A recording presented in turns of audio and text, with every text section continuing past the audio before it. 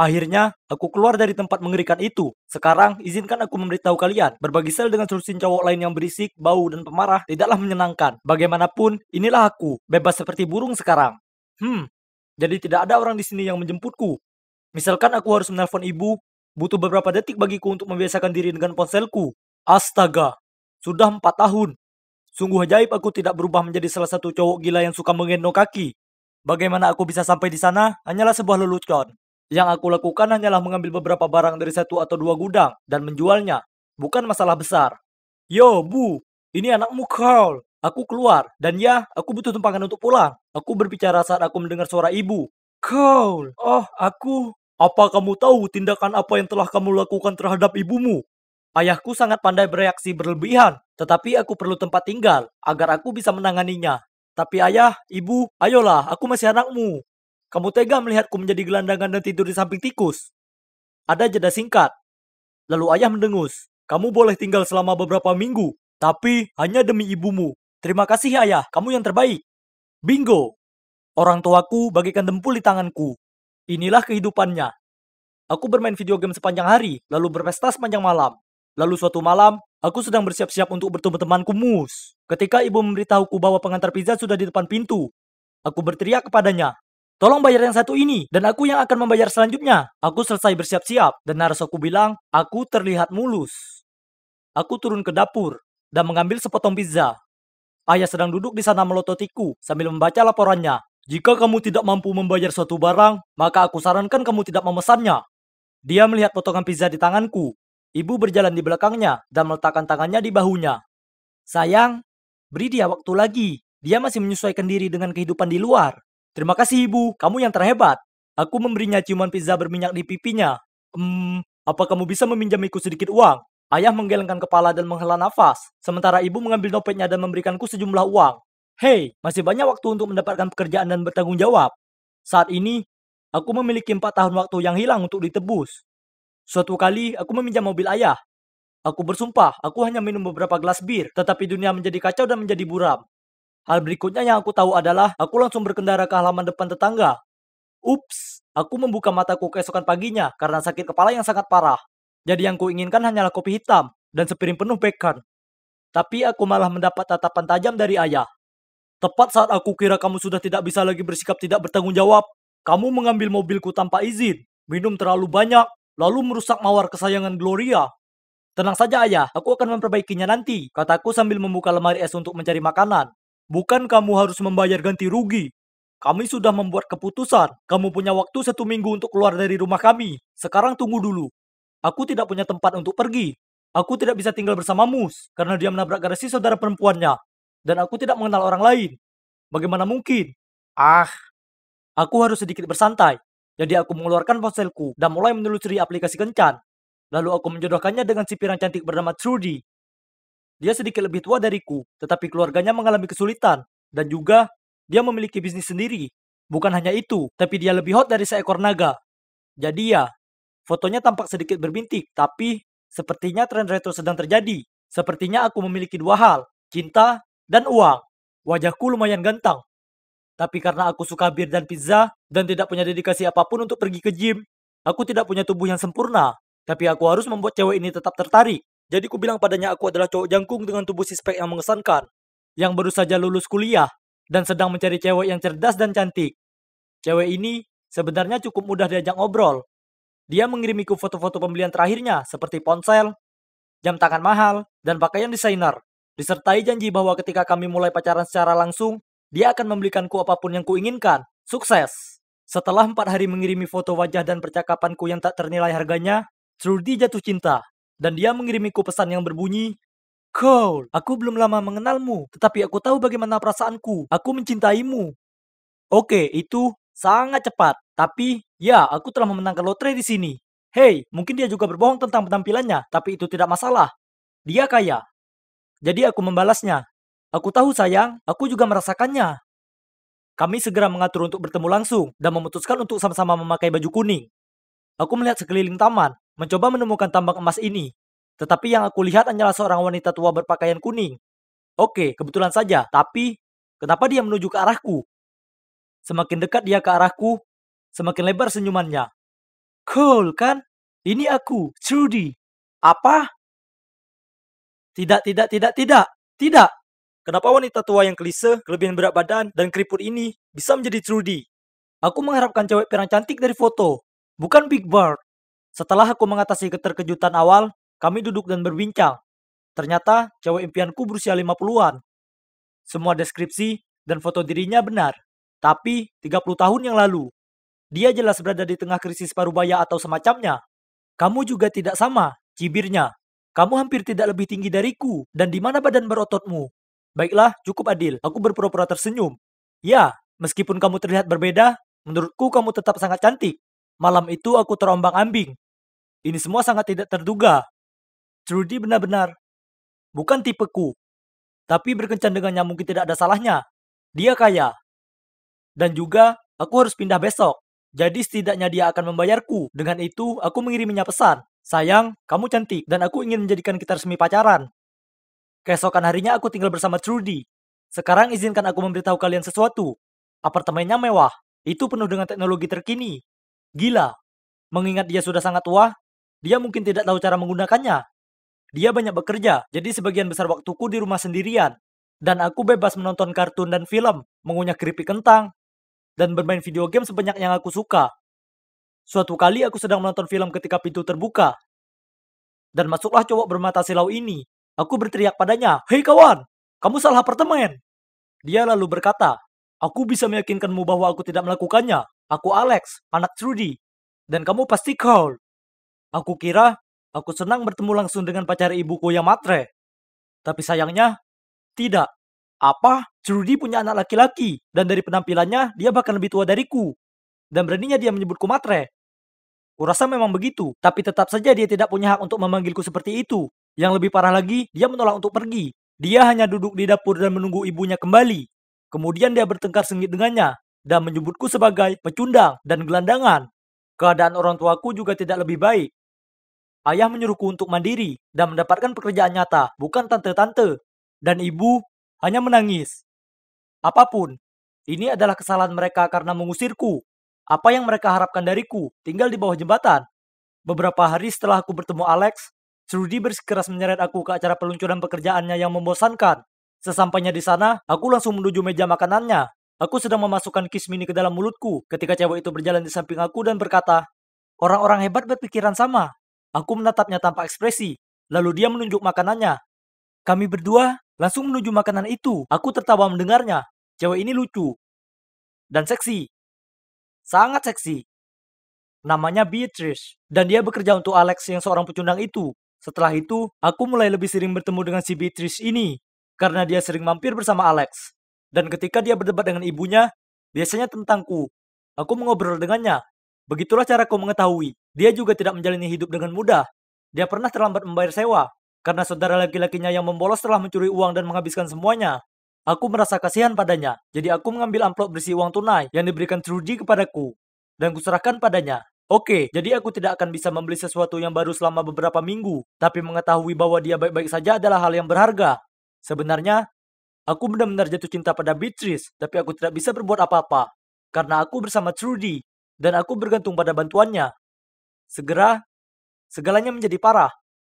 Aku keluar dari kamar mandi dan melihat Trudy berdiri di sana dengan ponselku di tangannya. Bagaimana bisa? Dia melemparkannya padaku. Ya, jadi dia membaca semua pesan yang kukirim ke Mus. Mengatakan bahwa menurutku dia tidak menarik. Dan aku hanya bersamanya untuk tumpangan gratis. Trudy, sayangku. Ayolah, pesan-pesan itu hanya bercanda. Aku tertawa. Aku hanya main-main.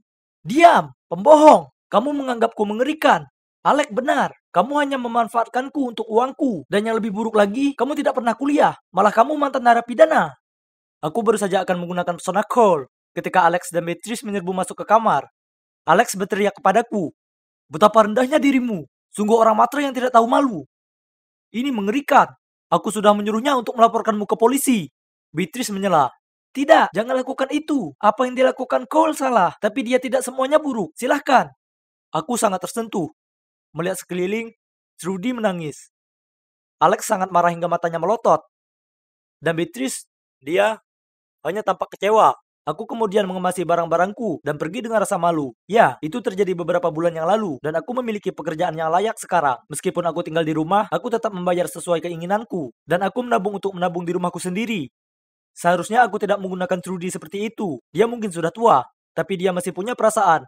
Dan caraku memperlakukannya tidak benar. Aku tidak dapat disangka lagi adalah seorang cowok brengsek saat itu. Yang aku inginkan hanyalah hidup bahagia bersama Beatrice. Aku sangat mencintainya. Itulah sebabnya aku memintanya menjadi pacarku. Tetapi dia menolakku. Astaga, itu menyakitkan, tapi aku tidak menyerah. Mungkin dia akan memberiku kesempatan. Begitu dia melihat aku telah berubah, aku tidak bisa memperbaiki masa lalu. Yang bisa kulakukan sekarang hanyalah memperbaiki diri dan terus melangkah maju. Sarah, ini sudah waktunya kau menikah. Kau ini ngomong apa? Menikah? Tak mungkin. Aku masih sekolah. Oh, yang benar saja. Menikah dengan pria kaya akan memberimu lebih banyak uang daripada sekolah. Bu, aku tak sepertimu. Sebenarnya aku suka bersekolah. Sekarang tinggalkan aku sendiri. Itu percakapan antara aku dan ibuku sekitar 2 bulan lalu. Nah, lihat aku sekarang. Disinilah aku tinggal di salah satu villa termewah di Boston. Oh iya, namaku Sarah. Umurku 16 dan duduk di bangku SMA. Hidupku tak pernah normal. Sebagai permulaan, aku tak punya ayah dan ibuku sama sekali tak bertanggung jawab. Memilih habiskan uang yang kami punya untuk pesta dan pria. Tentu saja dia bahkan tak punya pekerjaan, jadi kami bergantung pada teman kencannya yang terbaru untuk menghidupi kami. Ibu tak pernah benar-benar peduli padaku, jadi aku juga menjauh saja dari kehidupannya.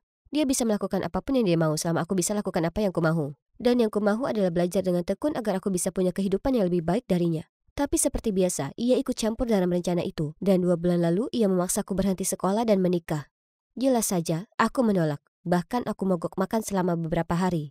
Tapi suatu hari ia berkata, "Besok, 2 keluarga kita akan bertemu. Jika kau tak muncul, aku akan ke sekolahmu dan bilang ke mereka kau tak akan kembali. Tapi, jika kau datang, kau masih bisa sekolah. Paling tidak sampai pernikahan." Sekolah. Dia memakai hal yang kucintai untuk melawanku. Lagi. Untuk memaksaku mengikuti semua rencana konyolnya. Baiklah, aku setuju. Maksudku itu hanya sebuah pertemuan. Mereka tak bisa memaksaku untuk segera menikah, ya kan? Jadi, hari berikutnya aku ikut ibuku menemui keluarga Andy. Aku syok saat melihatnya. Dia memakai masker yang menutupi setengah wajahnya dan hanya duduk di sana, tanpa mengucapkan sepatah kata pun.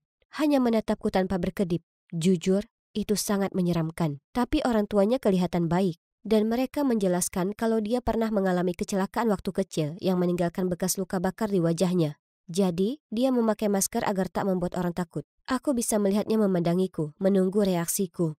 Jadi aku berusaha balas tersenyum. Aku merasa kasihan padanya. Tapi di saat yang sama aku tak mungkin mau habiskan hidupku dengan laki-laki ini. Jadi kuputuskan untuk jalankan rencanaku. Yang harus kulakukan hanyalah membuat orang tuanya tak setuju dengan perjodohan ini. Jadi aku bertingkah seceroboh mungkin. Ingin ku beri kesan pertama terburuk. Segera saat minuman dituang, aku membungkuk lalu menyenggol gelas ibunya jatuh kena gaun putihnya. Ibuku terlihat malu. Tapi aku tak berhenti sampai situ. Aku makan dengan kedua tangan dan menjatuhkan makanan di meja dan terus mengunyah makanan dengan mulut terbuka. Tapi tak peduli seberapa keras aku berusaha, orang tua Adam sepertinya masih menyukaiku. Dan aku bisa melihat Adam sedikit menyeringai padaku. Apa yang seorang gadis harus lakukan untuk menjauh dari keluarga ini? Jelas, mereka putus asa. Di akhir jamuan makan, mereka mulai membahas pertunangan. Rupanya, aku harus pindah ke rumah keluarga Adam supaya kami bisa saling kenal. Lalu jika aku bisa bantu Adam mengurangi rasa mindernya, mereka akan biarkan aku lulus SMA sebelum kami menikah. Jadi bukankah itu artinya mereka hanya ingin seorang teman untuk Adam? Seseorang yang menemaninya? Itu tak terlalu buruk. Kurasa aku bisa lakukan itu kalau begitu. Jadi setelah pertunangan aku pindah ke mansion Adam. Sepulang sekolah setiap hari aku bergaul dengannya dan berusaha menghiburnya. Ku mainkan musik kesukaanku, tunjukkan padanya film-film epik, bahkan bercanda padanya. Tapi tetap saja dia hampir tak tersenyum. Dia tak tertarik pada apapun yang kusukai. Ketika suatu hari aku sedang kesulitan mengerjakan PR sainsku, ketika dia lewat dan memeriksa apa yang kukerjakan, tiba-tiba dia mulai ngobrol. Lalu kusadari betapa dia menyukai kimia dan fisika. Dia bahkan sering menawarkan bantuan untuk tugas-tugasku. Dia juga bersemangat dengan topik-topik tersebut. Dan ini menguntungkan, karena aku akhirnya temukan sesuatu yang bisa kami diskusikan. Dia bahkan mulai terbuka padaku. Ini permulaan. Aku mulai lebih nyaman di dekatnya. Di suatu hari yang cerah, aku bahkan bertanya pada Adam apa dia mau main badminton. Awalnya dia menolak karena dia tak suka berada di luar. Tapi aku tak henti memohon sampai dia berkata, "Baiklah, pernah main ini sebelumnya?" "Tidak." Oke, biar kutunjukkan padamu. Aku sangat bersemangat mengajari Adam. Meski tak hebat dalam koordinasi mata dan tangan, aku sudah sering main badminton di sekolah. Jadi aku cukup percaya diri. Akhirnya kutemukan sesuatu yang aku lebih jago daripada dia. Oke, mungkin aku terlalu cepat mengatakan itu. Setelah beberapa servis yang gagal, entah bagaimana dia berhasil menguasai shuttlecock dan menghajarku. Kenapa kau bilang kau tak pernah main ini sebelumnya? Karena itu kenyataannya. Aku tak percaya padamu. Adam hanya mengangkat bahu lalu meninggalkanku berbaring di tanah. Dia pasti berpura-pura. Tak mungkin ada yang bisa sebagus itu untuk pertama kalinya mereka lakukan sesuatu. Tapi kurasa ini menyenangkan. Adam mulai suka denganku. Tapi aku tak bisa bersamanya terus-menerus karena aku harus mengikuti kelas. Dan tak bohong, aku senang sekali masih bisa sekolah. Apalagi di sekolah ada sesuatu yang menakjubkan terjadi. Suatu hari aku sedang jalan melintasi halaman sekolah saat aku tersandung kaleng. Saat hampir wajahku terbenam ke tanah, ada tangan muncul dan menarikku ke atas. Kami bertatapan mata dan aku bersumpah itu cinta pada pandangan pertama. Namanya Brian dan dia sangat tampan. Sejak saat itu kami tak henti berkirim pesan setiap hari dan tak lama akhirnya dia memintaku jadi pacarnya dan tentu saja ku katakan ya. Aku jatuh cinta. Tapi tentu saja aku harus menyembunyikannya dari Adam dan orang tuanya. Suatu malam aku sedang teleponan dengan Brian saat tiba-tiba ada pesan masuk dari ibuku. Nyatanya, sejak pertunangan itu, ia belum menghubungi. Mungkin ibu terlalu sibuk habiskan sejumlah besar uang yang diberi orang tua Adam kepadanya. Sarah, aku sangat butuh uang, hanya sekitar $500. Bisakah kau tanya Adam apa dia bisa meminjamiku? Apa? Bagaimana bisa ibu sudah habiskan uang yang diberi orang tuanya? Stop banyak tanya. Bawakan saja uang itu, oke? Uang. Yang ia pedulikan hanya uang. Dia bahkan tak bertanya apa aku baik-baik saja. Aku ingin tanya. Bisakah kau carikan sejumlah uang? Uang? Untuk apa? Aku perlu membayar untuk kelas bimbingan belajar. Aku belum punya uang untuk bayar beberapa bulan. Berapa banyak uang yang kau butuhkan? Sekitar $500. Oke, akan kuberitahu pelayan, dia akan memberimu nanti. Phew, itu lebih mudah daripada yang kukira. Tapi, Adam tak bertanya 2 kali soal itu. Apa itu karena jumlahnya tak seberapa untuk laki-laki kaya sepertinya? Bagaimanapun, paling tidak dia mengiyakan. Itu akan menutup mulut ibuku sementara. Andai saja begitu. Beberapa hari kemudian, ia kirim pesan padaku. Kali ini ia mau $3.000. Apa ibu bercanda denganku? Aku hanya mengabaikannya. Tapi ia terus membombardirku dengan pesan dan panggilan. Selama beberapa hari, dia tak biarkan aku sendiri. Tapi aku tak menyerah. Hingga foto ini dikirim ke ponselku. Itu aku dan Brian bergandengan tangan dan jelas tampak saling cinta. Ternyata ibuku sudah sangat putus asa mendapatkan uang. Ia datang ke sekolahku suatu hari untuk bicara 4 mata. Dan itulah saat ia melihat kami bersama. Ibu lalu mengancamku dan berkata jika ia tak dapat uangnya, ia akan beritahu keluarga Adam apa yang kulakukan. Ini membuatku ketakutan, karena nanti aku tak punya tempat untuk pergi dan tak bisa sekolah lagi. Aku tak bisa biarkan itu terjadi. Aku tak punya pilihan lain kecuali terus minta uang ke Adam dengan alasan-alasan payah. Mulai dari beli buku, sampai ada kerabat yang sakit dan butuh pengobatan. Kalian sebut saja, sudah kupakai. Tiap kali ku minta Adam, dia memandangku seakan dia mencemaskanku dan berkata apa aku baik-baik saja. Ini membuatku makin merasa bersalah, karena sepertinya dia tulus peduli padaku. Untuk membalasnya, ku panggang cookies untuknya, dan bahkan ku rajutkan sweater lucu untuknya sebagai kado ulang tahun. Tapi beberapa minggu kemudian, dia tanya apa kami bisa bicara. Segera saat aku masuk ke kamarnya, dia lemparkan setumpuk fotoku. Itu semua fotoku dan Brian. Aku tak percaya ini. Apa ibu mengkhianatiku? Tapi ternyata bukan itu. Dia bilang padaku bahwa dia menyewa seseorang untuk membuntutiku karena dia merasa aku bertingkah aneh. Tak hanya dia temukan aku pacaran dengan seseorang, dia juga tahu kalau selama ini bohong tentang uang itu dan memberikannya ke ibuku. Dia sangat kecewa denganku. Tolong tinggalkan aku sendiri. Aku tak ingin melihatmu lagi. Aku sangat khawatir akan diusir dari rumah mereka, tapi tak seorang pun membahas apapun. Orang tuanya masih ngobrol denganku saat makan malam dan sepertinya mereka cukup senang. Tapi ada menghindariku, yang tentu saja membuatku merasa sangat buruk. Satu-satunya tempatku bersandar saat ini adalah Brianku sayang. Jadi setelah makan malam ku putuskan untuk pergi ke tempatnya. Aku sangat butuh ketenangan saat ini. Tapi saat aku tiba di luar, lewat jendela, kulihat ada gadis lain di kamarnya. Mereka mulai ciuman, dan kukira aku akan mual. Dalam kepanikan, cepat-cepat aku merayap mendekat dan sembunyi di bawah jendelanya untuk menguping. Tapi, bukankah kau agak terlalu dekat dengan si Sarah akhir-akhir ini? Jangan berani-beraninya kau. Jangan khawatir sayang, itu semua demi kamu. Aku tahu kalau dia tinggal di mansion besar dengan supir pribadi dan sebagainya. Keluarganya pasti kaya raya.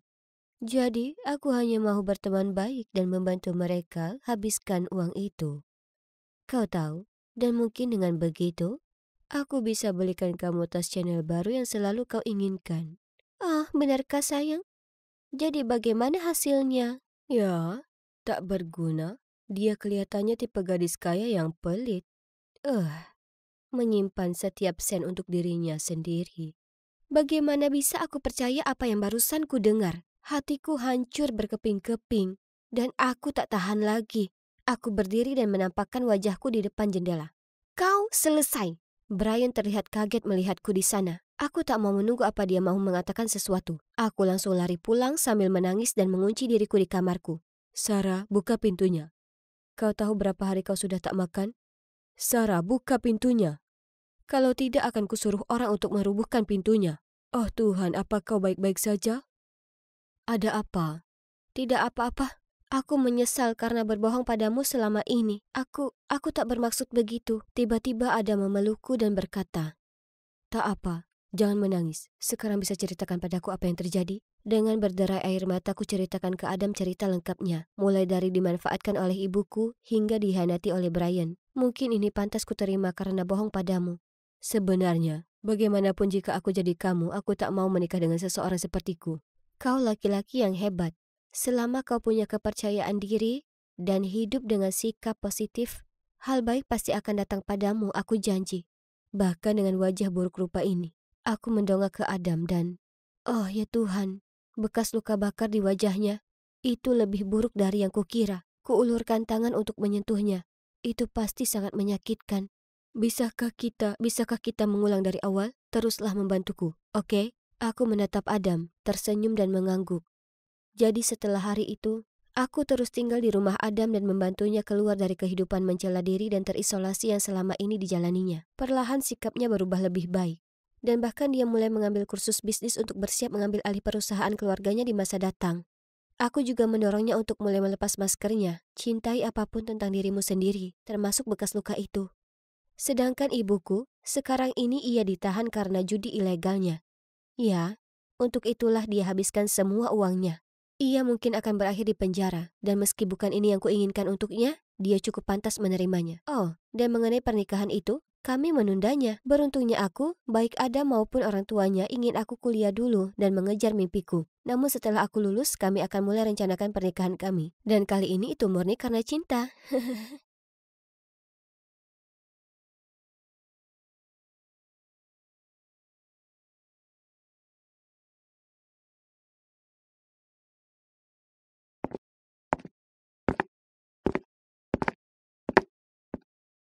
Astaga naga, siapa itu? Cowok ini teramat seksi. Dan ada lagi, saat aku mendekatinya, dia tak kabur ketakutan. Melihatku tercengang, Scarlett menyikutku. Bangun Cika, kita terlambat. Dia terkekeh sambil menarikku ke kelas. Aku melihatnya, tak pernah kukira akan kutemui hari di mana Margot si pembuat onar jatuh hati karena seorang cowok. Scarlett menggodaku. Aku tersipu dan lidahku benar-benar keluh. Mataku melihat sekeliling dengan canggung. Sayang sekali kau ini pada dasarnya pengusir cowok yang mengajak ngobrol. Ya, benar. Kutundukkan kepalaku berpikir. Dan lalu aku mendongak. Scarlett sedang mengirim pesan. Mungkin beberapa pesan lebay untuk pacarnya Kate. Kusandarkan daguku ke tangan dan menatap keluar jendela saat kudapati diriku sendiri melamunkan cowok tampan misterius itu. Jam berapa ini menurutmu? Apa kau berusaha membuatku terusir dari sini karena menutupimu lagi? Sorry. Aku ada urusan yang sangat penting dengan Alfie. Penting? Hah? Jadi aku bisa terkena masalah membelamu karena kau ingin mainkan lelucon payah dengan si pecundang itu? Enggak. Berapa kali harus kukatakan padamu, kami hanya mengerjainya sekali, dan bajingan itu benar-benar pantas menerimanya. Soal bajingan tadi, dia itu kapten tim basket, dan Alfie ini temanku. Oke, Dia memang terlihat sedikit menyeramkan, tapi dia itu cowok baik. Tapi penggila olahraga itu tak hanya jatuhkan Alfie dengan bola basket, dia juga mengambil uang dari kantongnya saat dia roboh. Kami tak akan biarkan dia lolos hari ini. Jadi malam itu kami menyelinap dan menuang minyak goreng licin ke seluruh lapangan, yang membuat seluruh tim terpeleset dan jatuh terus-menerus. Itu lucu sekali.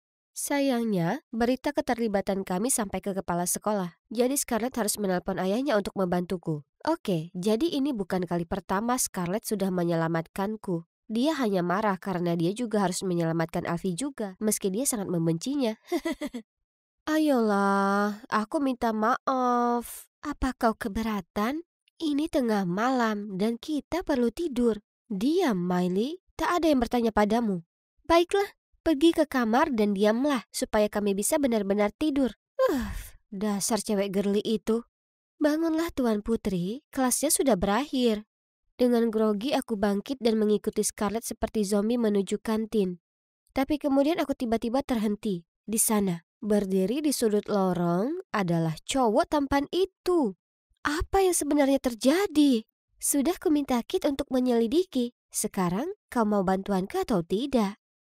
Aku masih mematung, tak bisa berkata apapun. Ya Tuhan, tak pernah kurasa segugup ini sebelumnya. Aku mengangguk sambil mencengkram lengannya. Wah, yang diperlukan untuk membuat Margot yang perkasa jadi menciut hanyalah cowok. Oh, dan ngomong-ngomong, panggilannya Jared. Dan dia belajar musik klasik. Elegan sekali. Hah?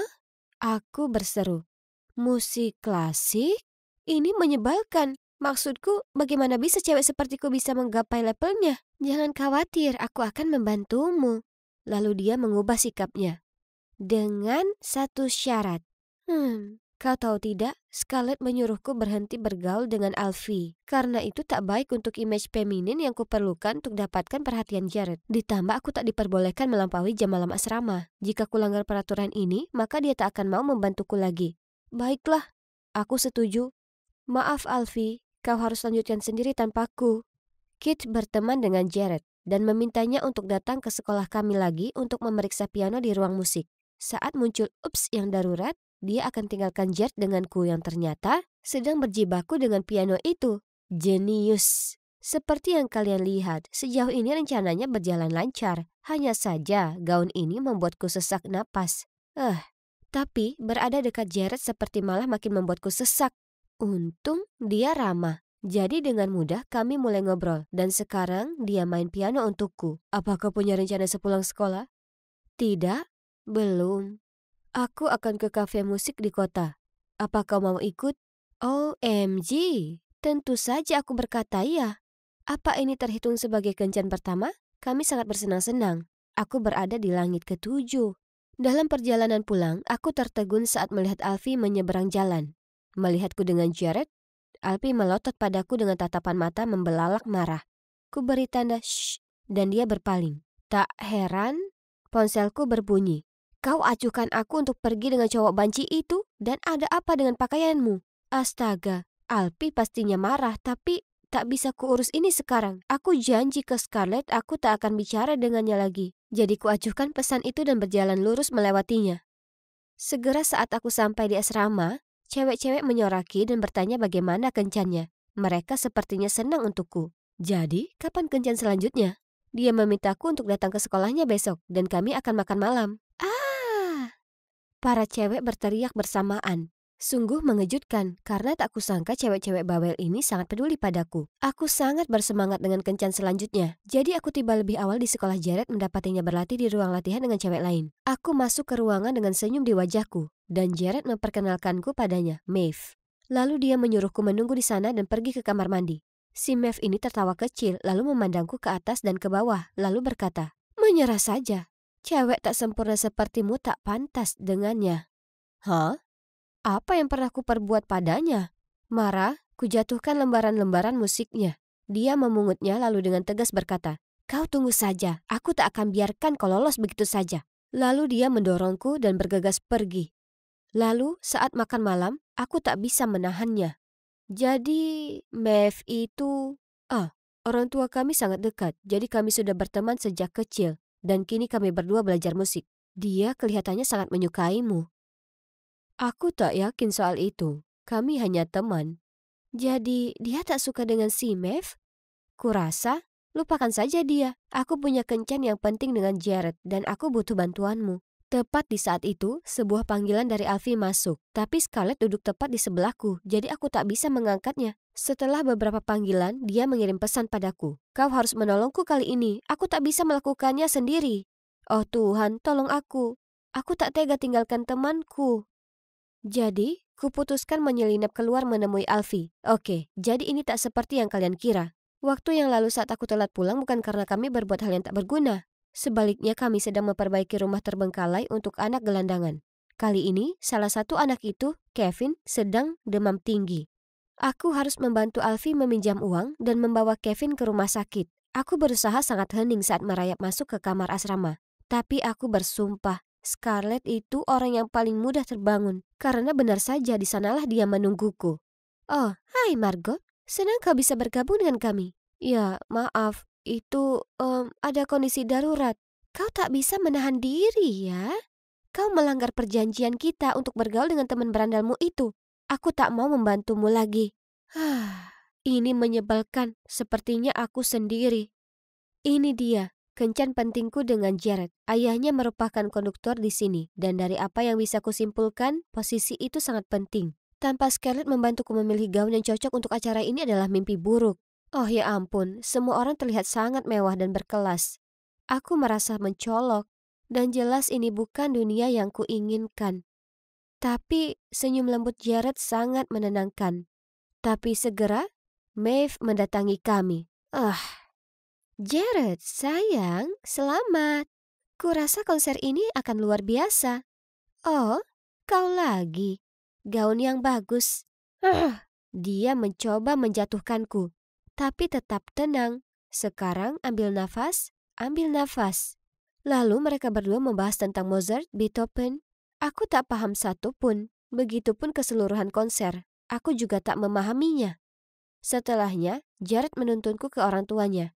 Ya Tuhan, ini menakutkan. Kuberikan buket bunga yang sudah kupersiapkan ke mereka dan memberi selamat atas konser tersebut. Untungnya mereka berdua terlihat sangat ramah dan puas dengan hadiahku.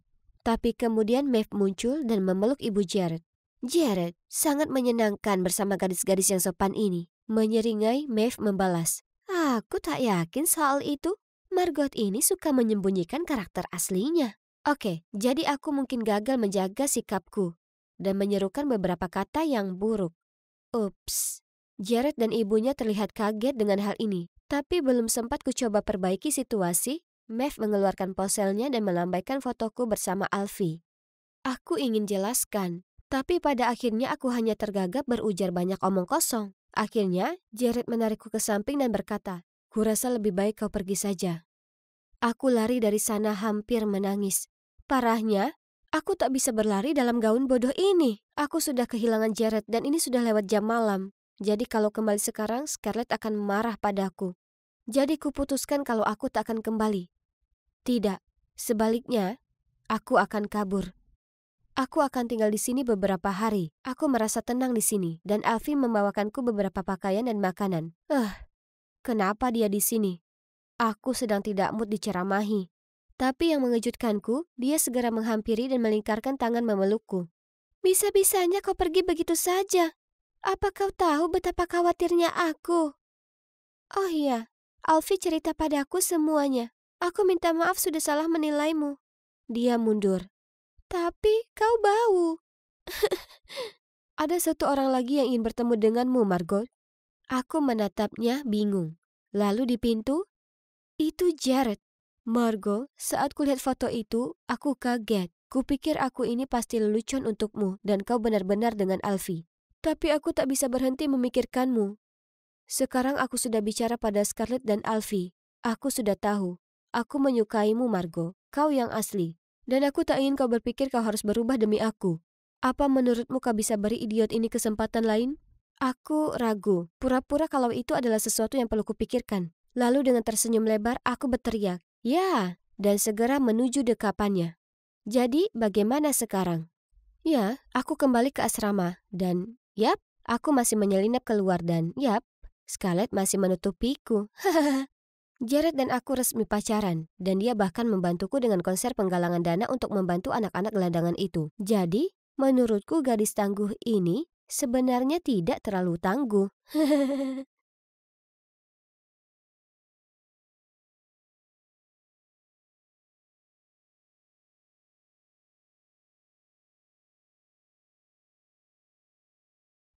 Emma, gurumu bodoh buah, menelpon lagi.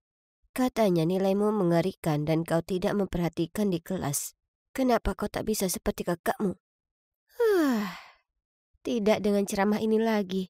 Selalu seperti ini sejak aku mulai SD. Di mata ibu, hanya kakak perempuanku Eva yang mewarisi kepandaian ayah kami. Sementara aku cuma anggota keluarga yang tak berakal.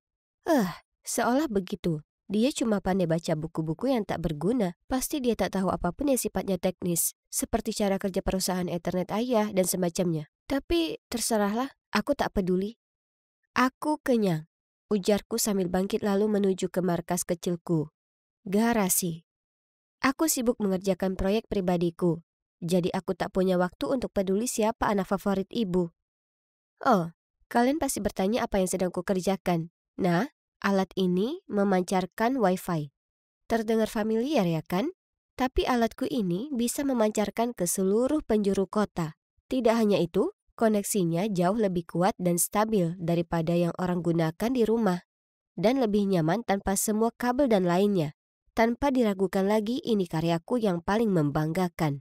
Dan sungguh suatu kebetulan kalau beberapa hari sebelumnya di sekolah, Bu Dobua mengumumkan bahwa untuk pertama kalinya, sekolah mengadakan lomba penemuan. Umumnya, aku selalu melewatkan acara sekolah, tapi kali ini berbeda. Kontes ini bisa jadi menyenangkan, ya kan? Tak boleh buang-buang waktu, jadi kucurahkan semua waktu senggangku siang dan malam mempersiapkan lomba penemuanku. Dan kalian tak akan percaya apa yang terjadi. Aku menang juara pertama. Dan tak hanya itu saja. Salah satu jurinya, Pak Robert, sangat tertarik dengan penemuanku sampai-sampai ia menawarkan untuk berinvestasi untuk itu. Awalnya, aku agak takut dan ragu untuk menyetujui. Maksudku, aku kan masih SMA, tapi ini merupakan kesempatan seumur hidup. Jadi bagaimana bisa aku menolaknya? Jadi setelahnya, Pak Robert memilah-milah pabrik manufaktur dan ruang kantor untukku di tengah kota. Ini keren, tapi aku lebih memilih bekerja di garasiku. Lebih nyaman seperti mengingat aku masih sekolah dan lainnya. Ku tingkatkan alatku dan meluncurkannya ke publik. Dan kalian tahu apa? Itu sukses besar. Kurang lebih semua orang di kota mengganti peralatan Wi-Fi mereka yang lama dan lamban lalu mengakses punyaku. Kemudian suatu hari, aku mendapat telepon dari saluran berita lokal untuk mewawancaraiku dan keluargaku di rumah. Oh ya Tuhan, yes. Oh, hanya ada satu hambatan. Aku belum cerita ke keluargaku soal ini karena aku tak tahu. Mungkin karena aku tahu tak mungkin mereka percaya padaku. Seperti waktu ku dapat nilai A untuk ujian fisikaku dan ibu langsung bertanya apa aku mencontek. Tapi, ya terserah. Ini jauh lebih besar daripada itu. Jadi cepat-cepat ku berlari ke bawah ke ruang tamu dan dengan bersemangat cerita ke keluargaku bahwa penemuan yang bermanfaat bagi kota adalah karyaku. Tapi ibu dan Eva tertawa terbahak-bahak. Jadi kau memberitahu kalau Wi-Fi ini yang tersiar ke seluruh penjuru kota adalah penemuanmu? Ya Bu, itu karyaku. Lalu ibu dan Eva tertawa bahkan lebih keras. Sayang, sudah cukup buruk kau ini gagal di sekolah. Tolong jangan mulai berbohong. Lupakan saja. Kenapa repot-repot ku coba? Kemudian, pagi berikutnya, saat bel pintu berbunyi, ibu membukanya dan melihat seorang reporter dan kamerawan. Ia tak percaya yang dilihatnya. Ibu dan Eva bertukar pandangan panik, lalu bergegas ke atas untuk bersiap. Itu lucu sekali. Histeria terus berlanjut ketika mereka mewawancarai orang tuaku. Kusaksikan ayahku yang gugup dan berkeringat berdiri di sana canggung bagai patung. Sementara ibuku mulai membual tentangku seperti, segera setelah Emma lahir, aku tahu dia itu jenius seperti ayahnya. Aku selalu mendukungnya untuk mengejar mimpinya. Ya ampun, piala Oscar jatuh kepada ibuku. Aku tak tahu ia bisa berakting sebaik itu. Jujur saja, sejauh yang bisa kuingat, ibu tak pernah mengatakan hal baik apapun tentangku, sekalipun. Tapi sekarang setelah ia tahu aku otak di balik Wi-Fi kota, dia mungkin akan memperlakukanku dengan berbeda, ya kan? Salah. Kemudian suatu malam aku turun ke bawah mengambil segelas susu dan tak sengaja dengar ibu dan ayah ngobrol di ruang keluarga. Emma itu anak egois. Seberapa buruk ini akan mempengaruhi usahamu? Kenyataannya, perusahaan sedang mengalami masa sulit. Tapi jangan khawatir, kami akan berusaha sebisa mungkin. Hah? Apa yang sudah kulakukan? Dan apa yang salah dengan perusahaan ayah? Ku coba menguping lebih lama, tapi tiba-tiba ku dengar ayahku berdiri dari sofa. Jadi dengan cepat aku lari naik ke kamarku. Hari berikutnya, ayah lupa membawa makan siangnya ke kantor. Jadi ibu menyuruhku membawakannya. Tapi saat aku sampai ke lantai 4, perusahaannya ternyata lenggang. Hah? Kemana semua orang? Apa semuanya sedang libur atau bagaimana? Tapi itu tak mungkin kan? Sore itu, saat makan malam, kutanyakan ke ayah. Aku pergi ke kantor ayah siang tadi, tapi tak ada satupun orang di sana. Ada apa? Ibu langsung meletakkan sendok garpunya dan menatap ayah dengan tatapan kaget. Apa yang dikatakan Emma barusan itu benar? Ayah menundukkan kepalanya dan menghela napas. Ya, itu benar. Kututup perusahaan untuk sementara waktu di minggu lalu. Aku tak mau kalian semua khawatir, jadi aku tak memberitahumu. Maafkan aku. Apa? Bagaimana bisa kau lakukan itu? Kau bilang akan memperbaikinya. Saat itulah aku tersadar. Tapi aku berdoa dengan sangat bukan itu kenyataannya. Jadi aku bertanya pada ayah, apakah itu karena alatku? Ayah tak menjawabku. Dia hanya menunduk sedih menatap makan malamnya. Tapi aku tahu apa maksud dari diamnya. Aku benar.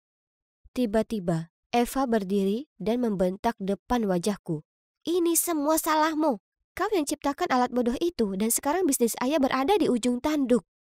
Itu memang tipikalmu. Kau tak pernah berpikir sebelum bertindak. Lalu dia berderap naik ke atas. Aku hanya duduk di sana tak bisa berkata-kata. Aku hanya ingin keluargaku bangga padaku. Tapi sepertinya mereka malah membenciku lebih dari sebelumnya. Kemudian ayah menoleh padaku dan dengan lembut berkata, Emma, ini bukan salahmu. Aku seperti sedang menunggu ibuku untuk berkata sesuatu, apapun, tapi ia tak melakukannya. Ia hanya membereskan meja. Aku merasa sangat bersalah tentang apa yang terjadi pada ayah. Tapi hei, sekarang aku harus bekerja lebih keras supaya aku bisa menafkahi keluargaku, ya kan? Setelahnya, ibuku benar-benar mengghostingku. Sedangkan kakakku, kapanpun kami berpapasan, dia menatapku tajam dan menggumamkan komentar jahat seperti, mari kita lihat berapa lama sampai bisnis berhargamu ini gagal. Aku berusaha mengacuhkannya, tapi dia makin menjadi-jadi. Suatu hari Minggu aku berada di garasiku sedang bekerja, saat tiba-tiba ku dengar suara keras datang dari luar. Ku buka pintu garasi dan melihat kerumunan orang membawa spanduk mengatakan, kami kehilangan pekerjaan karenamu. Dan tak ada pekerjaan, tak ada masa depan. Ya Tuhan, mereka para pendemo. Kurasa mereka dari kantor ayahku. Tunggu dulu, kulihat wajah yang tak asing. Eva? Dia membawa spanduk besar bertuliskan, ayahku kehilangan pekerjaan karenamu. Akhirnya, ayah keluar dan membubarkan kerumunan. Kemudian ia mengadakan rapat keluarga mendesak. Teganya kau lakukan itu padaku. Pertanyaan yang benar seharusnya teganya kau lakukan itu ke ayah. Berkat kamu, puluhan orang kehilangan pekerjaan mereka. Kau buat hidup orang lain menderita. Cukup kalian berdua. Eva, yang kau lakukan itu keliru. Keluarga seharusnya saling mendukung. Tapi ayah, dia... Tidakkah kau dengar apa yang barusan kukatakan? Eva melempar pandangan benci, lalu lari ke kamarnya. Aku menatap ibu yang bersandar di dinding dengan kedua tangan terlipat. Apa ibu setuju dengan apa yang Eva lakukan? Atau ia berada di pihakku? Ya Tuhan, tolong katakan sesuatu. Tapi yang mengagetkanku, setelah itu, ibu mulai bicara lagi padaku. Dan ia sebenarnya bersikap baik. Ia bahkan mulai membereskan kamar dan tempat kerjaku. Wah, ini hal baru. Apa ia akhirnya menerimaku? Kemudian suatu hari ku terima banyak sekali email keluhan tentang wifi-ku. Butuh waktu seharian, tapi akhirnya kutemukan penyebab masalahnya. Laptopku. Seseorang telah merusaknya. Tak perlu seorang jenius untuk mengetahui siapa itu. Eva, pastinya. Tapi aku perlu bukti, jadi kusiapkan jebakan. Keesokan malam, saat semua orang sedang makan, aku turun ke bawah. Cepat-cepat mengambil selembar roti dan berkata, aku mau pergi, ada urusan. Oh, dan tolong bisakah kalian jangan masuk ke garasi? Karena aku sedang mengunggah beberapa file penting. Ibu dan ayah mengangguk dan tersenyum padaku. Di sisi lain, Eva cuma memutar mata lalu lanjut makan. Iya, paling tidak aku tahu rencanaku sedang berjalan. Aku jalan keluar dan sembunyi di balik semak-semak. Jadi, apa rencanaku kalian tanya? Nah, kusiapkan laptopku supaya saat ada yang membukanya, secara otomatis laptop akan mengirim notifikasi ke ponselku dan menyalakan kamera supaya bisa kulihat siapa itu. Kutunggu 1 jam lamanya, tapi belum ada apa-apa. Lalu tiba-tiba ponselku berbunyi. Seseorang membuka laptopku. Dia belum menyalakan lampunya, jadi terlalu gelap untuk melihatnya. Tapi aku yakin 100% siapa itu. Waktunya untuk mengungkap. Apa yang kau lakukan mengendap-endap di luar sini? Eva? Apa yang dilakukan di sini? Tunggu, jika Eva di sini, lalu siapa yang ada di garasi? Tak menjawab pertanyaan Eva, aku lari secepatnya ke garasi untuk menangkap penyusup ini. Dan segera saat kunyalakan lampu, tak bisa kupercaya siapa yang mengotak-ngatik laptopku. Itu ibu. Apa yang sebenarnya terjadi?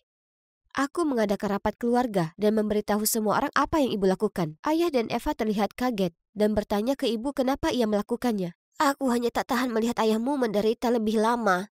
Ia curahkan hidupnya untuk perusahaan itu, dan ia sekarang cuma jadi bahan ejekan. Apa kalian sadar kalau tetangga dan kerabat kita sudah bergosip tentangnya? Mereka menganggap sungguh sayang dia kalah dengan putrinya sendiri. Jadi kulakukan apa yang akan dilakukan oleh istri yang punya harga diri. Apa ibu serius? Kenapa ibu tak bicara saja padaku? Yang kuinginkan hanyalah agar ibu bicara padaku, tak lebih. Tapi tidak, ibu memutuskan untuk sembunyi-sembunyi dan berusaha menyabotase saja bisnisku. Setelah pengkhianatannya aku jadi muak. Jadi aku tak bicara padanya dan menghindarinya sebisa mungkin. Wajar jika ibu bersikap dingin terhadapku. Tapi aku tak pernah menyangka ibu sanggup melakukan ini. Ini terjadi selama berminggu-minggu dan jadi cukup menjemukan. Percayalah padaku, tak menyenangkan berusaha menghindari seseorang di rumah sendiri. Tapi kemudian suatu hari aku pulang dari sekolah dan kulihat ayah duduk di pojok ruang keluarga, memperbaiki PC-nya. Astaga, ayah nampak sangat menyedihkan. Saat itulah aku tersadar, ini passion-nya dan kurenggut itu darinya. Segera aku paham kenapa ibu lakukan apa yang diperbuatnya. Ibu melihat betapa sedihnya ayah, tapi tahu ia tak akan pernah mengatakan apapun padaku karena ia selalu mendukung. Tapi bagaimana bisa ku perbaiki semuanya? Haruskah ku lepas semuanya agar ayahku bisa kembali membuka perusahaannya? Kenapa ini sangat sulit untuk dipecahkan? Tunggu dulu. Kurasa aku punya solusinya. Kalian pasti penasaran apa yang dikerjakan ayahku di sini. Nah, aku punya ide, kami sebaiknya kerjasama. Ayahku jago teknologi, jadi tak butuh waktu lama menunjukkan padanya bagaimana segala sesuatunya berjalan di sini. Oh, dan karena bisnisku sudah berkembang, kami juga bisa mempekerjakan beberapa karyawannya yang sebelumnya. Dengan adanya ayah yang membantu, aku jadi punya waktu untuk fokus ke pendidikanku. Bahkan Eva mulai membantu, dan dia mahir dengan itu. Aku menjadikannya asisten ayah. Sungguh bisnis keluarga yang baik. Sedangkan ibu, kami bicara panjang lebar. Akhirnya kukatakan padanya betapa perlakuannya terhadapku membuatku merasa buruk. Lalu ia meminta maaf atas semua yang dilakukannya. Aku akhirnya memaafkan ibu. Aku tahu ia hanya lakukan itu karena sangat mencintai ayah. Jadi, setelah semua drama itu, kami kini merupakan keluarga besar yang bahagia. Ini seperti mimpi yang menjadi kenyataan. Cowok tampan di hadapanku itu adalah Ethan. Orang yang aku suka sejak aku berumur 14 tahun. Saat itu, Ethan adalah rekan bisnis ayahku. Jadi dia sering datang ke rumah kami untuk makan malam. Selama bertahun-tahun aku menyukainya diam-diam. Namun kini, di usia 19 tahun, aku akhirnya bisa jujur mengenai perasaanku. Jadi, ketika aku bertemu dengannya secara kebetulan di toko kelontong, rasanya memang begitu. Dia mengundangku untuk minum di kafe terdekat, dan kami langsung cocok. Kami mulai sering kencan. Dan sekarang kami menjadi pasangan resmi. Hanya ada satu hal yang membuatku khawatir. Ethan baru saja bercerai dan memiliki seorang putri berusia 10 tahun. Clarice selalu ada di sisinya. Sambil melamun, aku tidak bisa menyembunyikan diri dari pikiran menjadi ibu tiri seseorang. Ya ampun, aku belum ingin menjadi seorang ibu. Jangan khawatir, Clarice adalah anak yang lucu. Aku tahu kalian berdua akan akur. Clarice memberiku senyuman licik saat dia melihatku. Ikan lain terpancing. Hah? Hei, Itu bukan cara yang benar. Minta maaf sekarang. Ethan segera berkata. Clarice mengeluarkan suara keras. Lalu dengan enggan meminta maaf. Hebat. Kapan berteman dengan gadis nakal berusia 10 tahun jadi hal yang menyenangkan? Aku memahami ini lebih baik karena aku memiliki adik perempuan. Entah dia membuatku pusing atau marah padaku karena ingin permen. Dan aku yakin Clarice juga akan melakukan hal yang sama. Suatu hari, Ethan menelponku dengan panik dan mengatakan bahwa dia ada urusan mendesak. Mereka memberitahuku di saat-saat terakhir. Aku tidak punya waktu untuk mencari babysitter. Bisa bantu rawat Clarice selama beberapa hari? Apa? Aku baru saja bertemu gadis itu, dan sekarang aku harus memikirkannya selama beberapa hari? Aku masih tidak tahu harus berkata apa sementara Ethan melanjutkan. Aku akan menebusnya setelah ini. Dan kemudian, hal berikutnya yang ku ketahui, Clarice ada di depan pintu rumahku. Astaga, seseorang tolong aku. Ya, kamu tahu gadis-gadis seusia itu, seperti adik perempuanku. Aku terus mengutarakan kata-kataku sementara Mike hanya tersenyum dan sedikit menggelengkan kepalanya. Aku harus membuatnya menyukaiku untuk menyenangkan hati Ethan. Jadi, Mike sayang, bisakah kamu ikut jalan-jalan bersama kami? Serius? Tolong, bukankah kamu baik-baik saja dengan para wanita? Bagus, kamu tahu aku tidak bisa mengatakan tidak padamu. Aku membawa Clarice ke taman hiburan. Dia mengerutkan kening saat dia melihat Mike. Siapa ini? Aku tidak suka orang asing. Aku tersenyum dan berkata, ini Mike, dia sangat keren dan aku tidak peduli. Cindy, kamu menyeretku ke dalam situasi seperti apa?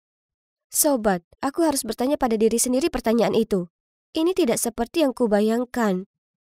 Tamasya berubah menjadi kompetisi di antara mereka. Clarice menantang Mike untuk bermain game demi game dengannya sampai dia menang. Pada akhirnya, mereka bermain dengan senjata air, dan aku tahu pasti Mike membiarkan dia menang. Tapi begitu dia melepaskan pistol airnya, Clarice menyemprotkan air ke seluruh tubuhnya, membuatnya basah kuyup. Ups, apa ini? Itulah harga yang harus dibayar bagi yang kalah. Oke Cindy, sudah cukup. Selamat bersenang-senang. Dan dia bergegas pergi. Oh tidak, apa yang telah aku lakukan padanya? Aku berdiri di sana tercengang, menatap Clarice. Oke, jadi itu agak lucu, tapi aku tidak bisa menertawakan temanku yang malang itu. Aku mau es krim. Clarice menyeringai lalu melompat pergi. Es krim. Seorang gadis yang mengincar hatiku sendiri. Dalam perjalanan pulang, kami berbicara banyak tentang acara favoritnya, klub pengasuh bayi, dan bagaimana Stacy adalah karakter favoritnya. Mungkin hari ini tidak terlalu buruk. Beberapa hari kemudian, Ethan kembali dan aku sangat senang bertemu dengannya. Terima kasih banyak telah merawat Clarice. Sementara itu, aku melihat Clarice perlahan mundur, dengan ekspresi canggung di wajahnya. Kupikir dia akan sama bahagianya denganku saat bertemu dengannya. Tapi ternyata tidak seperti itu. Sayang, kamu baik-baik saja? Apakah kamu sakit? Aku baik-baik saja. Aku harus pergi ke kamarku. Setelah itu, saat makan malam, pertanyaan apa kamu sakit dilontarkan tak kurang dari 10 kali. Dan itu membuatku mual juga. Ku bilang aku tidak sakit. Dan aku tidak ingin ke dokter. Ethan, menurutku Clarice baik-baik saja. Jadi mungkin berhenti bertanya padanya. Mendengar itu, Ethan tampak risih dan berbalik. Aneh. Apa yang salah dengan mereka? Mungkin ini hanya perbuatan mereka. Apapun itu, aku tidak menikmati suasana yang berat ini. Keesokan harinya setelah makan siang, Clarice membantuku membersihkan meja sementara Ethan sedang berkemas untuk melakukan perjalanan berikutnya. Dia bersikeras mencuci piring sementara aku mengucapkan selamat tinggal pada Ethan. Kami sedang berpelukan di ambang pintu, ketika tiba-tiba aku mendengar teriakan keras dari dapur. Ethan dan aku sama-sama bergegas masuk ke sana dan melihat Clarice menangis sambil menggenggam tangannya. Ethan dengan panik bertanya, "Apa yang terjadi?" Sementara aku segera mencari kotak P3K. Aku sedang mencuci piring, tapi tanganku tidak sengaja terluka. Cindy, maafkan aku. Aku tidak berhati-hati. Tolong jangan hukum aku. Apa? Apa yang dia bicarakan? Ethan sepertinya memiliki pertanyaan yang sama denganku.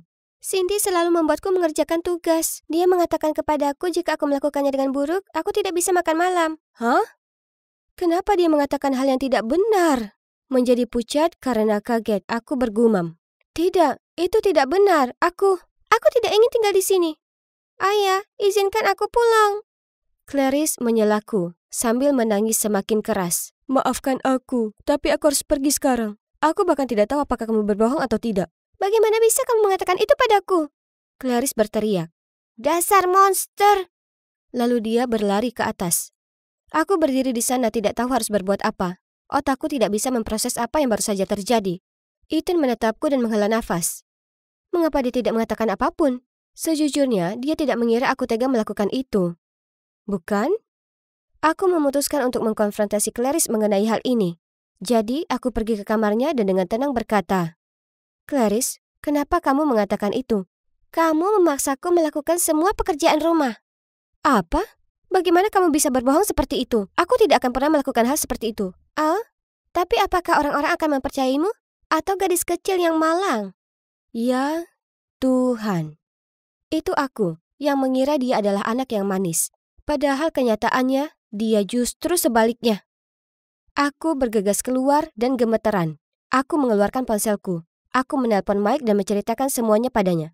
Ya ampun, anak itu rumit. Mungkin dia tidak ingin kamu bersama ayahnya. Namun meski begitu, apa yang dia lakukan sungguh aneh. Aku pikir kamu harus menjauh dari mereka. Tapi bagaimana caranya? Aku tidak bisa melarikan diri begitu saja. Lagi pula, Ethan sedang dalam perjalanan lagi, dan aku bertanggung jawab atas dia. Jadi aku menjaga jarak, tidak lagi berbicara atau bersenang-senang. Tapi sepertinya Clarice punya ide lain. Aku sedang menonton TV di ruang tamu ketika Clarice muncul dan menarik bajuku. Cindy, aku ingin kamu bermain video game denganku. Semakin aku diam, semakin keras dia menariknya. Tidak, Clarice, aku sedang tidak mood. Aku berteriak. Mainlah sendiri. Lalu aku pergi. Beberapa saat kemudian, Cass, seorang siswa senior datang untuk memberiku beberapa dokumen. Kami duduk dan minum es teh. Lalu tiba-tiba, bam! Dan tangisan. Oh tidak. Cass dan aku bergegas menuju sumber suara. Clarice terjatuh dari tangga di ruang bawah tanah dan dikelilingi oleh keranjang cucian dan pakaian kotor. Cass segera berlari ke sana dan membantunya sendiri. Apa kamu baik-baik saja? Apa yang terjadi? Cindy menyuruhku mencuci pakaian tepat waktu. Keranjangnya terlalu penuh, jadi aku terpeleset. Tidak, tidak, tidak. Aku berteriak dalam hati ketika Cass menatapku khawatir. Cass, tolong, nanti aku jelaskan. Bisakah kamu pergi? Kenapa? Aku berteriak ke wajah Clarice saat Cass pergi. Jika kamu tidak main denganku, kamu akan jadi pelaku kekerasan terhadap anak. Kamu harus masuk penjara. Ini membuatku gila. Beberapa hari yang lalu, dia ingin ayahnya membawanya pergi dari sini. Dan sekarang dia memerasku karena tidak bermain dengannya. Tepat pada saat itu, Ethan memanggil. Hai Cindy, aku hanya ingin memeriksa kalian berdua. Apakah Clarice sakit atau apa? Apa-apaan ini? Apakah aku gila? Atau keduanya sebenarnya aneh? Ya ampun, aku butuh Mike sekarang. Tolong, bawa aku pergi dari sini, kataku sambil membukakan pintu untuk Mike. Berhenti! Clarice berteriak. Kalian berdua tidak bisa pergi kemana-mana. Oh, sekarang kamu memberitahu apa yang tidak boleh dilakukan? Jika kamu pergi, aku akan memberitahu seluruh dunia betapa buruknya kamu memperlakukanku. Kalian berdua akan masuk penjara. Jadi itu penipuanmu? Seringannya menghilang. Dia menjadi pucat dan tergagap. Tidak, itu milik ayahku. Penipuan ayahmu? Clarice tampak bingung ketika dia menyadari apa yang baru saja dia katakan. Lalu dia segera menutupinya. Tidak ada. Mike duduk dan menatapnya dengan mata tajam. Aku berdiri di sana menunggu jawabannya. Ayahku yang membuatku. Akhirnya, Clarice mengaku. Ternyata, Ethan adalah seorang penipu profesional yang menipu gadis-gadis muda kaya agar memberinya uang.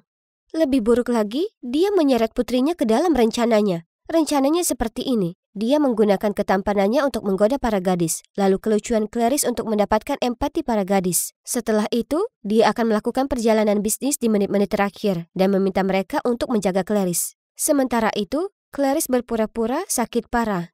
Ketika Ethan kembali, dia akan membujuk gadis-gadis itu untuk menyerahkan uang untuk biaya rumah sakit. Lalu dia dan Clarice akan menghilang dari kehidupan mereka.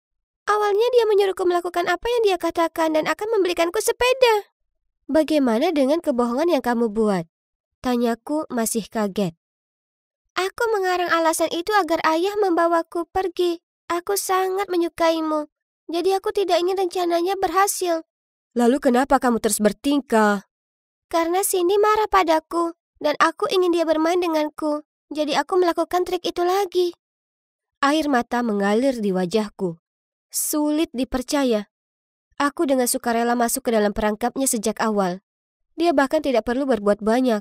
Aku merasa seperti orang bodoh. Setelah itu, kami mengungkap kejahatan Ethan. Clarice juga membantu kami. Ternyata, dia bangkrut. Itulah sebabnya istrinya meninggalkan dia. Dan kenapa dia tidak lagi menjadi rekan bisnis ayahku. Ethan ditangkap, tapi ibu Clarice sedang berada di luar negeri. Dan dia menolak kembali untuk putrinya.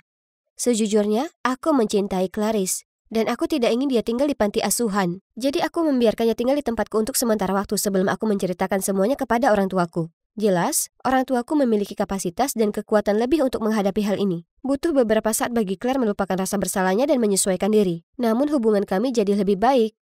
Dia adalah gadis manis dan pintar yang pantas mendapatkan yang lebih baik dari yang diberikan orang tuanya.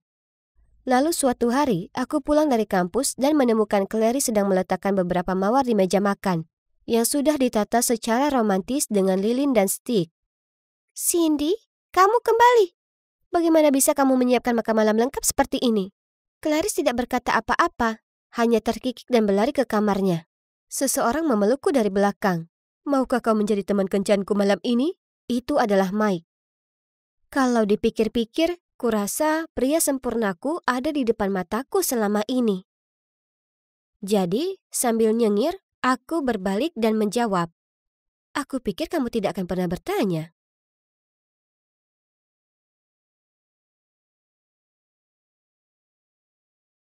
Dia sangat cantik, seperti Barbie di kehidupan nyata. Aku berharap rambutku berkilau dan pirang seperti miliknya. Itulah pendapat orang-orang tentangku, tapi yang kuinginkan hanyalah menjadi gadis remaja normal, seperti orang lain. Kalian tahu, sejak aku masih kecil, aku menonjol dengan rambut pirang platinum dan mata biru yang mencolok. Orang-orang selalu bilang aku mirip Barbie. Hei, beberapa dari mereka bahkan memanggilku Barbie. Ibuku selalu sangat bangga dengan penampilanku. Dia sering memakaikanku gaun putri dan mendaftarkanku ke pertunjukan bakat anak-anak yang sering aku menangkan. Hal ini menarik perhatian media dan tak lama kemudian, aku diundang menjadi model untuk beberapa merek besar. Saat itu aku sangat bersemangat tentang hal ini. Aku menyukai semua pujian dan perlakuan manja. Tapi tak disangka, ketenaran awal itulah yang membuatku perlahan-lahan kehilangan kebebasanku. Nora, cepatlah berpakaian, cepat. Aku tidak mau datang terlambat ke pesta Anna. Iya, Bu. Jawabku sambil dengan enggan mengambil pakaian yang ibu taruh di tempat tidurku. Nora, rambut alamimu indah sekali. Bahkan sebelum aku sempat menjawab, ibu sudah ada di sana sambil membual tentang rambut pirangku yang alami. Alami? Iya, benar. Jadi itu tidak ada hubungannya dengan fakta bahwa ibu menyuruhku memutihkannya sebulan sekali? Dia membuat masalah besar beberapa bulan yang lalu ketika dia melihat rambutku mulai sedikit menggelap. Lalu ibu menyeretku dari satu orang ke orang yang lain, sambil membual kepada mereka tentang pencapaianku. Ini membosankan. Jadi, saat dia sedang asik mengobrol dengan seorang pria, aku menyelinap ke meja makan dan mengambil sepotong kue. Aku hendak memasukkannya ke dalam mulutku ketika tiba-tiba, dari belakang, terdengar suara tegas ibuku. Nora! Letakkan itu sekarang juga. Itu cuma sepotong kecil kue. Aku hampir tidak akan menggelembung setelah memakannya. Kemudian tanpa memberi aku waktu untuk berdebat, dia mengambilnya dari tanganku dan berkata, makanlah saja, dan kamu harus melewatkan makan malam dan melakukan kardio selama 1 jam untuk membakar semua kalori tersebut. Apa kamu masih menginginkannya? Astaga, tidak ada gunanya berdebat dengan ibu. Jadi aku mengambil minumanku dan pergi ke sudut ruangan. Aku sedang mengutak-ngatik gelasku dan merasa sangat muak ketika tiba-tiba seorang pria mendatangiku dan hampir membuatku menumpahkan minumanku. Ya Tuhan, dia Philip, model remaja paling keren saat ini. Maaf, apakah kamu Nora? Aku sudah mendengar banyak tentangmu, tapi kenapa kamu berdiri di sini sendirian? Itu karena aku tidak terlalu suka pesta seperti ini. Jadi kita sama. Lalu kami mulai mengobrol. Dan sebelum Philip pergi, dia meminta nomor teleponku. Setelah itu dia mengirimiku pesan setiap malam. Berbicara dengannya sangat menyenangkan. Dia sangat manis dan penuh perhatian. Dan dia selalu mengirimiku meme paling lucu. Lucunya, suatu hari ketika kami sedang ngobrol, dia mengirimiku pesan, "Bolehkah aku mengundangmu makan malam? Ya, mungkin besok malam." Hah? Apa dia mengajakku berkencan? Yeay! Tapi aku harus minta izin dulu ke mama. Bu, apakah ibu ingat Philip yang kita temui di pesta ulang tahun Ana? Bolehkah aku pergi makan malam bersamanya besok? Tentu, aku akan mengantarmu ke sana. Tidak perlu, Bu. Philip akan menjemputku. Tidak, aku bilang aku akan mengantarmu. Tidak peduli apa yang aku katakan, ibu tetap bersikeras. Dan jika aku tidak mengikuti, dia tidak akan melepaskanku. Astaga, ini kencan, bukan peragaan busana yang membutuhkan manajer. Malam berikutnya, begitu aku menuruni tangga, ibuku kembali melakukannya. Ya ampun, apa yang kamu pakai? Sebelum aku sempat menjawab, ibu menarikku ke kamarku, mengeluarkan gaun bodycon dan berkata, "Kamu berusaha keras untuk berpenampilan seperti ini, jadi sebaiknya kamu memamerkannya. Selain itu, mengencani cowok ini bisa mendatangkan kesepakatan bisnis besar bagi kita." Astaga, aku mengerti sekarang. Semua ini hanya tentang ketenaran dan uang. Di sanalah Philip berada. Aku segera merapikan rambutku, lalu dengan percaya diri berjalan ke arahnya. Tapi ketika aku baru saja duduk, bahkan sebelum aku sempat menyapanya, entah dari mana ibuku muncul dan meminta pelayan untuk mengaturkan kursi lain untuknya. Philip menatapku dengan bingung, tapi aku juga tidak tahu apa yang sedang terjadi. "Bu, apa yang kamu lakukan?" "Kita selalu bersama. Tidak keberatan kan aku duduk di sini?" Tidak sama sekali." Philip tersenyum canggung. Oh, ini sangat memalukan. Ketika pelayan muncul dengan menunya, aku sebenarnya senang dengan gangguan tersebut. Tapi, oh tidak. Aku belum sempat membuka menunya, tapi ibu sudah selesai memesan untuk kami berdua. Salmon panggang dengan salad tanpa saus. Membosankan sekali. Oh, tapi keadaannya menjadi lebih buruk. Saat makan malam ibuku terus menanyakan pertanyaan ke Philip. "Apa pekerjaan orang tuamu?" "Oh, mereka hanya menjalankan bisnis kecil-kecilan. Aku pikir mereka adalah presiden sebuah perusahaan atau semacamnya." Ini tak tertahankan. Hentikan. Itu bukan urusanmu. Aku hanya bertanya. Philip yang tampak bingung membuat alasan karena harus melakukan sesuatu. Lalu dia pergi. Itu saja. Berkat ibuku, kencan pertamaku gagal total. Karena frustrasi, aku langsung pergi setelah dia pergi, dan tidak mengucapkan sepatah kata pun kepada ibu sepanjang perjalanan pulang. Namun segalanya tidak berakhir di situ. Entah dari mana, dia terus mengomel tentang bagaimana aku tidak boleh bergaul dengan Philip karena dia tidak akan berguna bagi karirku. Tidakkah menurutmu kamu berlebihan? Aku bisa berkencan dengan siapapun yang aku mau.